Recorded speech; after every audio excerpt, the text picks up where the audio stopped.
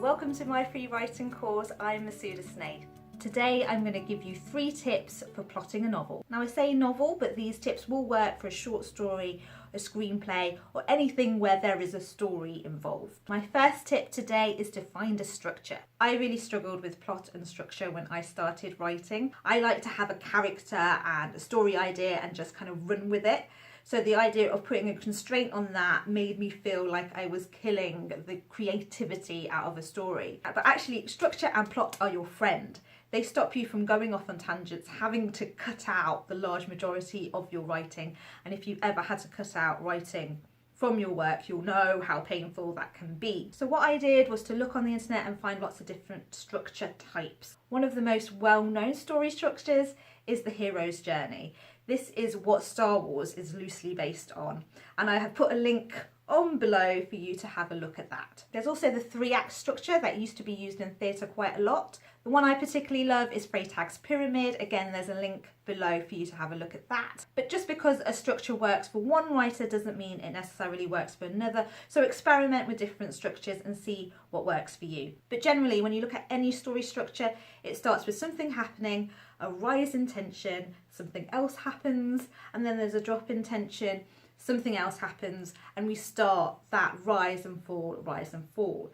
So for whatever you're writing, have a look out for that rise and fall in tension, because that's the thing that's going to keep your reader engaged. And a book I found particularly useful on this topic is John Yorke's Into the Woods. John Yorke is actually a screenwriter, but this book applies to all types of story structure and is also just a really good read. He didn't even pay me to say that. My number 2 tip is to decide what your characters want.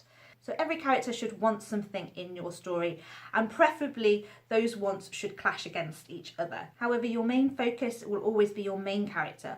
What do they want? What are they after? And it might not necessarily be an obvious thing. So in my second novel, How to Find Home, my central character is a homeless girl who goes on a Wizard of Oz style adventure from Nottingham to Skegness. So Molly's been living on the streets and is trying to run away from a horrible situation with an ex-boyfriend and trying to find something that she knows is in Skegness. But what Molly really wants is a sense of safety and a place she can call home. And when I was writing the novel, that's what I kept on coming back to. What was it she wanted? She wanted a home. What obstacles could I put in the way of her getting that? Which leads me nicely to my number 3 tip: give your characters obstacles. Nothing should come easy to the characters in your story. Wherever they go, whatever they do, put an obstacle in the way. Make it seem like they're about to get the thing they want, then put an obstacle in the way. A writer once told me you have to put your character in a tree and throw stones at them. And that's exactly what you're doing when you're putting obstacles in the way. Why do we need obstacles?